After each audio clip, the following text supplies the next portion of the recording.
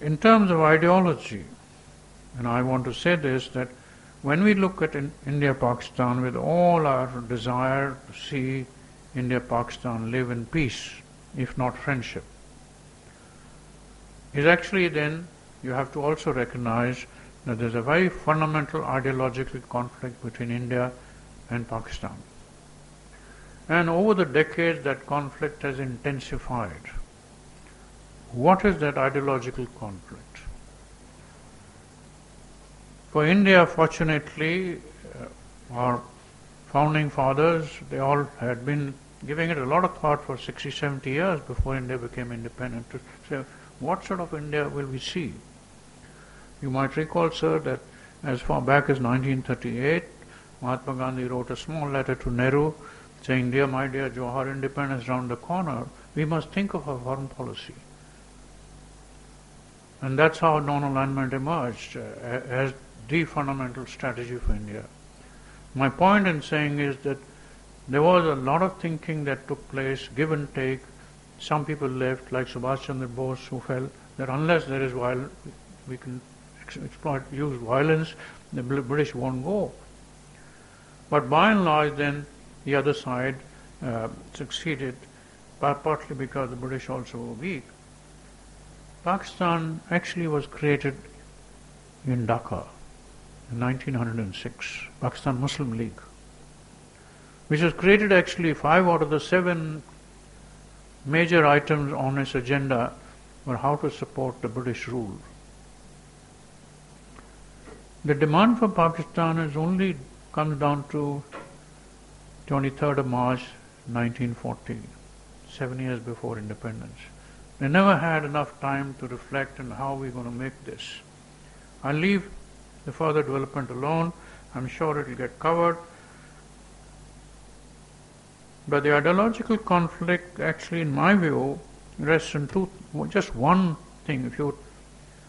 This is part of strategy, which is what some of us have grown with, to think on strategic terms. If you take away a large amount of other things that we all normally talk about, India has established itself on one central principle, that everyone is equal. Now we know in reality everyone is not equal.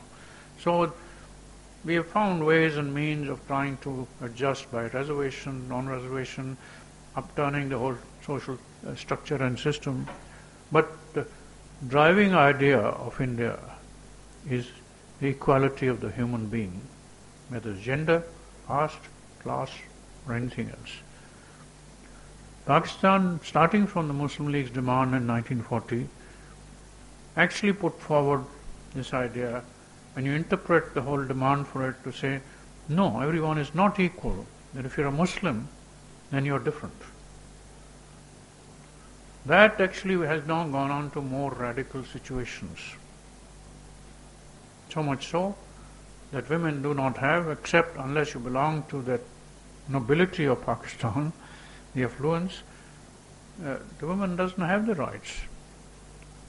I'm reminded when I was in Iraq as a flying instructor to their academy in 1963-64, I was a little surprised that in that country, if you have a small road accident, a lady is driving and you're driving, there's no other witness, but a lady to get her point across in a court, there had to be 2 witnesses.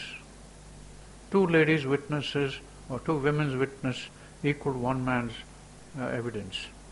It's the same thing in Pakistan.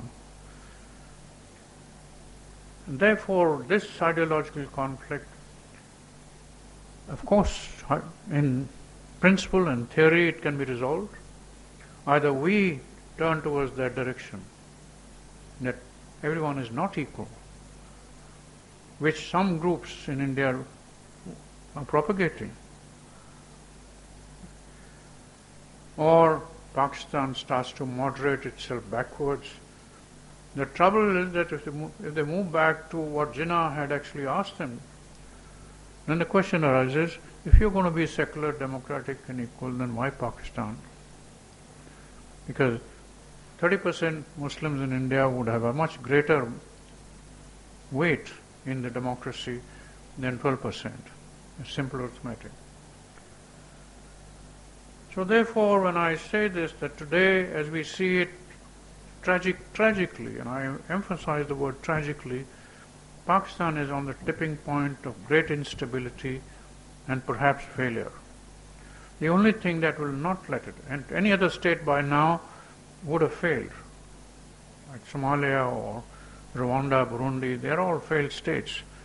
This is not failed because of its geography.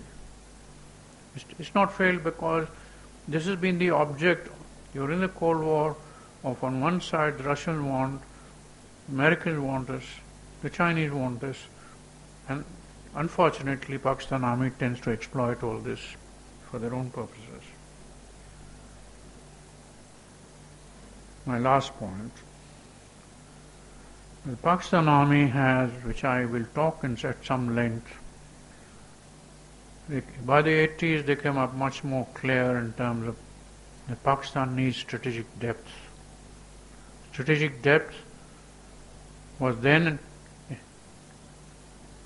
explained, pursued westwards by talking of control over Afghanistan and beyond, and to the east, Jammu and Kashmir, and hopefully through that process, the breakup of India.